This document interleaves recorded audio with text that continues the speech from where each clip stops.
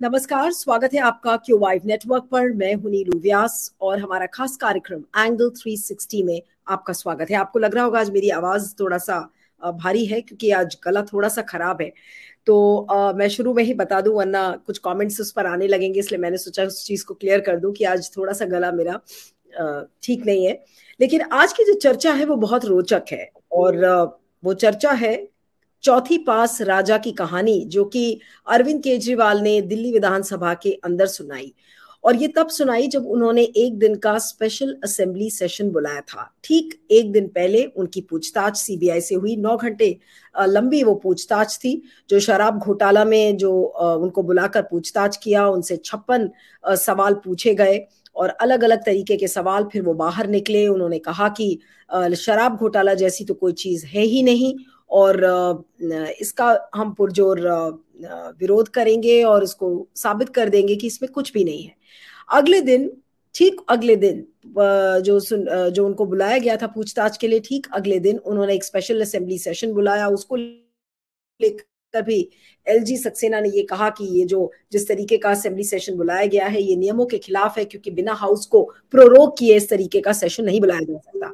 बहरहाल सेशन बुलाया गया, लेकिन जो वो वीडियो वायरल हुआ अरविंद केजरीवाल की स्पीच का, तो अभी 2 दिन बीत चुके हैं और 2 दिन के अंदर 10 लाख लोगों से ज्यादा वो वीडियो देख लिया है और यूट्यूब पर वो वीडियो चौथी पास राजा के नाम से ट्रेंड कर रहा है, क्योंकि उसमें नरेंद्र मोदी जी का नाम अरविंद केजरीवाल ने नहीं लिया है, लेकिन कहानी सुनाई है एक ऐसे राजा की जिस राजा को फैसले लेने नहीं आते, जो राजा पढ़ा लिखा नहीं है लेकिन शर्म के मारे एक फेक डिग्री बनवाता है, एक फर्जी डिग्री बनवाता है। उसी क्लिप की मैं आपको कुछ पोर्शन सुनाना चाहती हूं अरविंद केजरीवाल के, और उसके बाद फिर हम चर्चा करेंगे कि अरविंद केजरीवाल को चौथी पास राजा की कहानी सुनाने की जरूरत क्यों पड़ी। आइए पहले सुनते हैं, वो एक्सर्प्ट सुन लेते हैं अरविंद केजरीवाल की उस स्पीच का। आइए सुनते हैं। महोदय, आज मैं सदन को एक कहानी सुनाना चाहता हूं। कहानी का शीर्षक है चौथी पास राजा। ये एक ऐसे राजा की कहानी है अध्यक्ष महोदय, जो अनपढ़ था, चौथी पास था, बेहद अहंकारी था, बहुत अहंकार था, बहुत ज्यादा, और पैसे की इतनी हवस थी, इतना भ्रष्टाचारी था, इतना भ्रष्टाचारी राजा था। किसी ने कहा था लड़का बड़ा हुआ, बड़ा होके एक दिन उस महान देश का वो राजा बन गया। पूरे देश में उसका नाम हो गया चौथी पास राजा। लोग उसको चौथी पास राजा कहते थे। अब उसे आता जाता कुछ था नहीं, पढ़ा लिखा था नहीं। अफसर आते, कुछ कुछ अंग्रेजी में चपर चपर करते, उसको समझ नहीं आता। अफसर जो मर्जी उससे साइन करा के ले जाते, जो मर्जी उससे साइन करा के ले जाते। अब वो कुछ पूछे अफसरों से तो उसे भी शर्म आती थी कि मैं पूछूंगा तो उनको लगेगा अनपढ़ आदमी है, पता चल जाएगा। तो उसके भी दिल में ये रहता था, यार मैं पूछूं ना पूछूं। पता नहीं किस किस चीज पे उसने चौथी पास राजा ने साइन कर दिए। फिर धीरे धीरे राजा को ये बुरा लगने लगा, यार ये मेरे को चौथी पास कहते हैं। तो उसने एक फर्जी डिग्री बनवा ली। कहीं से फर्जी डिग्री बना के ले आया एमए की, बोला मैं एमए हूं।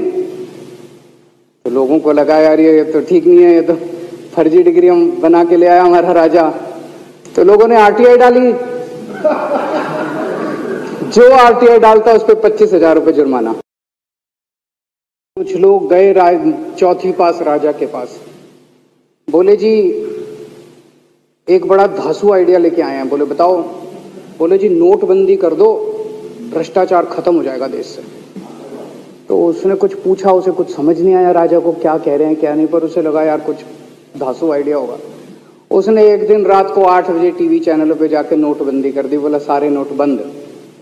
पूरे देश में हाहाकार मच गया, तड़प गए लोग, धंधे बंद हो गए, दुकानें बंद हो गई, लोग बेरोजगार हो गए, बुरा हाल हो गया पूरे देश, लंबी लंबी लाइनें लग गई पूरे देश के अंदर।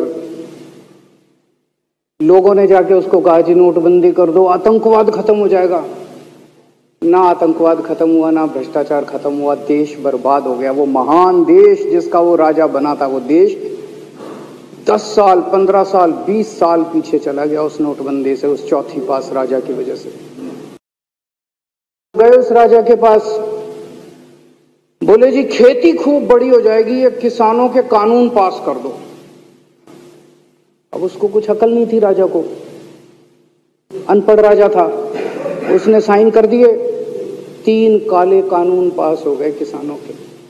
पूरे देश के किसान सड़कों पे, जगह जगह मोर्चे, 750 किसानों की मौत हो गई 1 साल के अंदर।